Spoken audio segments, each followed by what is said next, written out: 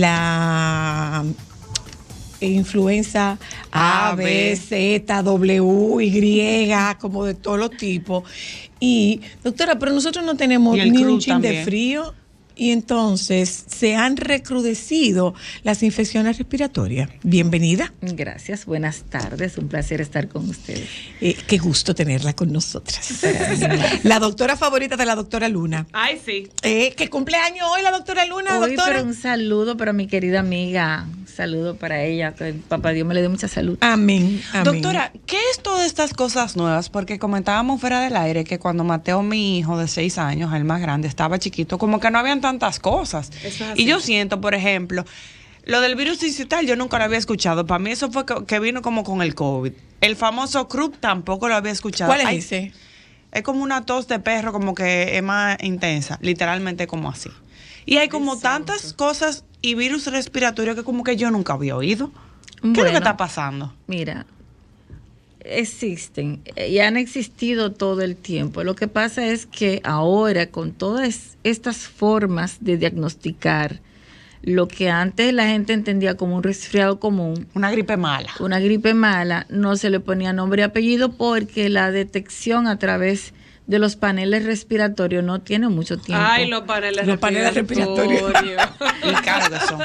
Entonces, han existido esos virus y sobre todo poblaciones infantiles suelen producir estas afecciones, pero clínicamente nosotros los médicos, como los pediatras, lo identificamos por ciertas características, pero no eran tan fácil de identificar como ahora. Ahora, cuando tienes sospecha de una afección respiratoria y sobre todo cuando hay un componente viral, pues uno manda a hacer la detección y ya tú le pones nombre y apellido. Uno pensaba que esas enfermedades, por ejemplo, doctora, eran exclusivas de niños. Por ejemplo, el virus incital yo pensé que era de niños. A la doctora Luna le dio recientemente y yo me sorprendí. Efectivamente, hay afecciones respiratorias que son exclusivas de un grupo frente a otros o le puede dar a todo el mundo por igual. Mira, los virus, al igual que las bacterias, tienen un target de ciertas edades y afectan dependiendo de la edad que tiene el paciente, lo cual representa el estado inmunológico por lo regular. Por ejemplo, a los extremos de la vida, los virus, ciertamente un bebé recién nacido puede tener la rinitis del recién nacido por el rinovirus, que se da generalmente a los 15 días de nacido, y cuando un pediatra ve a un bebé que tiene sintomatología de congestión nasal, secreción, lagrimeo, que está lloroso, pues le dice a la madre tranquila que eso es la rinitis del recién nacido y se le va a pasar rinitis del recién nacido. Exacto. Y se le va a pasar en unos días.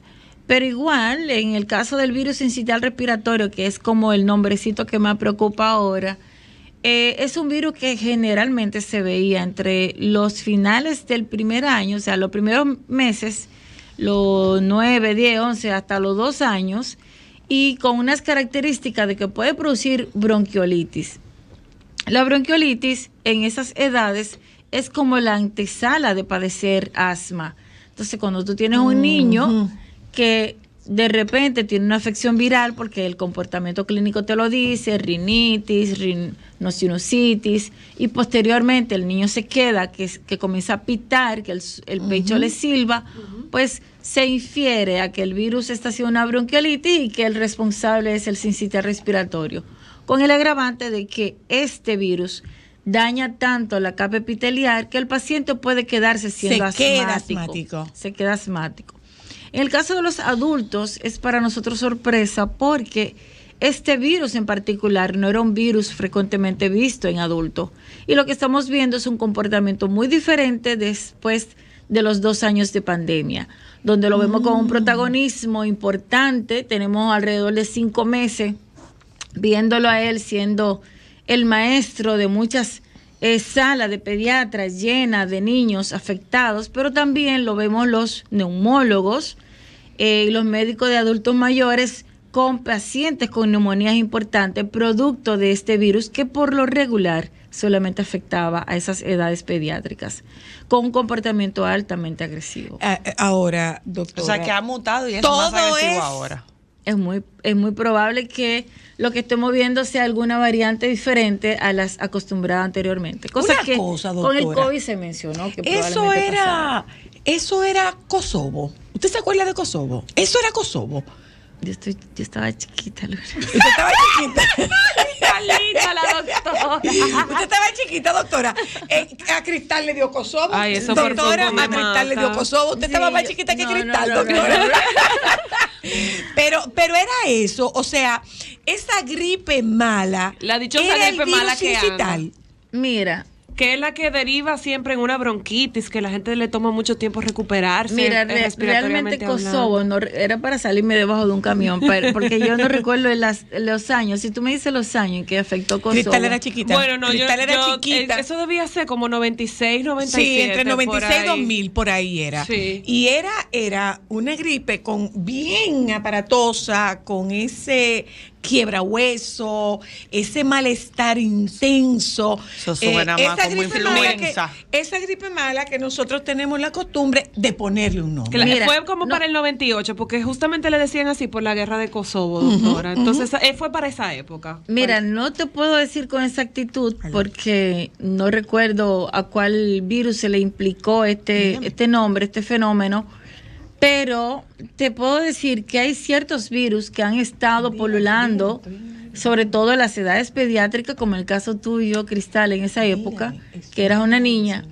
Siempre se han mencionado los virus, los rinovirus, los adenovirus, los cuales tienen una época de afectar de manera importante los adenovirus,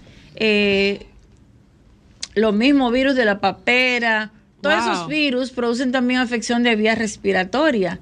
Y entonces, la influenza, como tú mencionas, en muchos casos es protagonista. Recuerden de aquella fiebre española. Eso era influenza también. Exacto. Entonces, a veces tiene un comportamiento más agresivo porque pueden ser de los mismos virus, algunas variantes un poco diferentes y que la población no conoce. Porque cuando la población conoce ya un virus, cuando te da, pues puede que quede ciertamente alguito de como protección. Remanente. Y entonces tú tienes como una respuesta mejor ante un virus que llega y te tumba y te da en la madre. Entonces, no sé exactamente si fue al sincitial o si fue al rinovirus, pero esos virus que frecuentan a las edades pediátricas han estado siempre y se asocian a campamentos, se asocian a las épocas de piscina, a las épocas de calor, las vacaciones, pero hay un grupo de virus de manera especial, el sincitial respiratorio y la influenza, que afectan en los meses de invierno, octubre, noviembre, diciembre. Pero para allá, doctora, para acá no, porque aquí la temperatura sigue estando en 32. Lo que pasa, entonces, Zoila, es como que no es lógico. Lo que pasa, Zoila, tú me preguntabas ahorita que aquí no ha hecho ni un frío, que estamos calientes. Pero pese a ello, tú tienes cambios climáticos. Y gente que trae eso de fuera y también. Y gente que viene. No, y tú entras a un aire acondicionado súper frío y sale el calorazo, esos choques. Y no tan solo ello, aunque no ha habido un cambio climático, un cambio de temperatura notable, tan importante, pero los pulmones lo sienten. El organismo está diseñado de manera tal que para el aire que llega al pulmón debe estar debidamente regulado. Y es tan así que tú tienes, por ejemplo, un atleta de alto rendimiento, de alta competición, y el atleta comienza, por ejemplo, un atleta de campo y pista, comienza a correr. Muchos de ellos terminan haciendo hiperreactividad bronquial y broncoespasmo, porque las respiraciones son tan rápidas que no da tiempo al sistema termorregulador de las vías aéreas modular ese aire. Y entonces, cuando llega un aire que no ha sido termorregulado, pues puede desarrollar una especie de broncoconstricción y puede producir una especie de broncorreactividad. Entonces, diga eso en español, doctora. Eso es cuando el pulmón es como si fuera una mucosa. Entonces, cuando tiene un estímulo, ya sea, como tú dices, un aire acondicionado que te da de frente, eso solamente es suficiente como para que tú hagas una especie de resfriado. Para que te resfríe. Un cambio de temperatura, tú estás aquí, te vas para Jarabacoa, te vas para uno de esos pueblos fríos. El pulmón siente el cambio. Y de repente las vías aéreas se afectan porque el pulmón y las vías aéreas superiores también sienten ese cambio, aunque tú no lo puedes apreciar, pero sí el pulmón lo aprecia. El pulmón es sensible a esos cambios de temperatura. Altamente sensible. Y las vías aéreas superiores también, los senos paranasales. Doctora, ustedes tienen, y eso nosotros lo hemos hablado muchísimas veces con todos los médicos que vienen aquí, ustedes tienen un gran enemigo. Y ese gran enemigo es cada uno de los dominicanos que se graduó de medicina e hizo la especialidad del médico que visite. Si es un neumólogo, es neumólogo. Si es un internista, es internista. Si es cardiólogo, es cardiólogo. Entonces tienes el vecino que le dice, no te tome eso.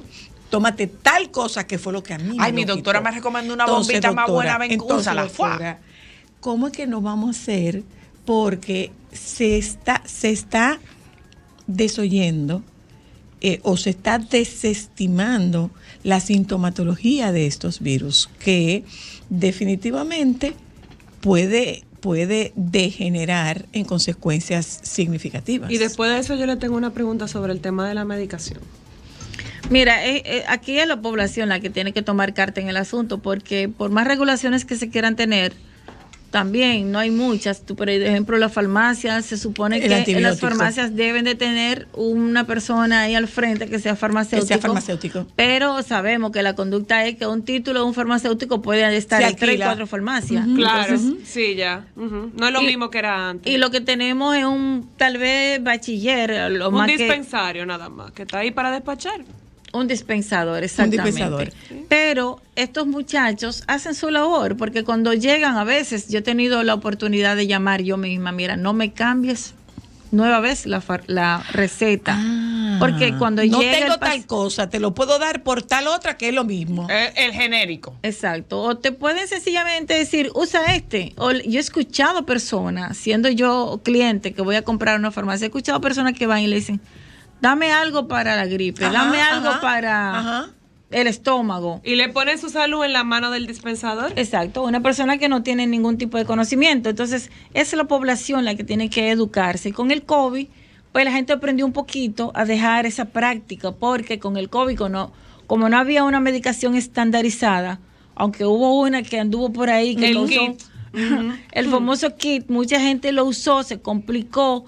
Y cuando se complicó, entonces entendió que no era la conducta correcta, y las personas que estaban a su alrededor, con el alto impacto que tenía el COVID, cuando la gente se automedicaba, que luego terminaba de muy malas formas, la gente aprendió un poquito a ir al médico. Pero lo que tú dices está pasando, la gente ha perdido un poquito esa sensación de que me puedo complicar, y la gente anda con fiebre, anda con malestar general, anda con su gripón, y se está automedicando. Una cosa, y ahí doctora, mi última pregunta. Pero antes de eso, doctora, me la estoy cortando. Ajá. Me estoy cortando la gripe. ¿Y con qué? La gripe se corta, doctora. Dígame, doctora.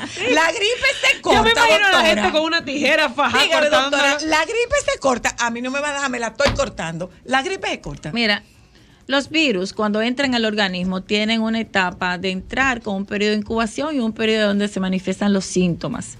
Una vez que esos síntomas se manifiestan, ya el virus está instaurado y tiene un tiempo para que entre y que salga. O sea que usted no corta nada, sépalo. No, pero ahora bien, hay algo que incide. El malestar. Hay algo que incide, y es la inmunidad de cada persona. Si una persona tiene una muy buena inmunidad, puede contrarrestar ese virus, porque dentro de nuestras células, dentro de nuestro cuerpo, hay células destinadas específicamente para contrarrestar ciertas formas de microorganismos que entran al organismo. Entonces, cuando tú tienes un sistema inmunológico muy bueno, tu propio organismo es capaz de limitar el proceso de multiplicación de ese virus. A cortarlo. Lo puede limitar, lo puede autolimitar.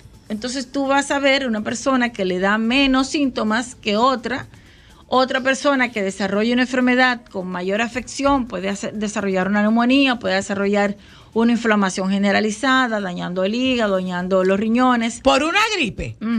Claro. Qué bueno que la doctora lo está diciendo. El corazón, recientes estudios, bueno, recientes no tan recientes, 4 o 5 años, hablan de que los pacientes, por ejemplo, con virus de la influenza tienen más riesgo de desarrollar una enfermedad cardiovascular en el primer año después de la infección que a un paciente que no desarrolló la enfermedad cardiovascular.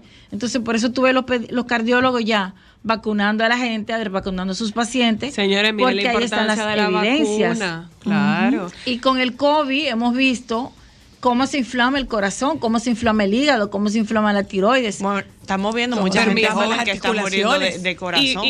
Y volviendo ya para cerrar, doctora, las personas que, por ejemplo, dicen, mira, yo tengo una bombita aquí, o yo tengo algo para que tú te nebulices, y le pasan el medicamento que usted le indicó a un tercero, ¿cuáles son las consecuencias de usted utilizar estos esteroides que son en vía oral sin tener la supervisión de un doctor?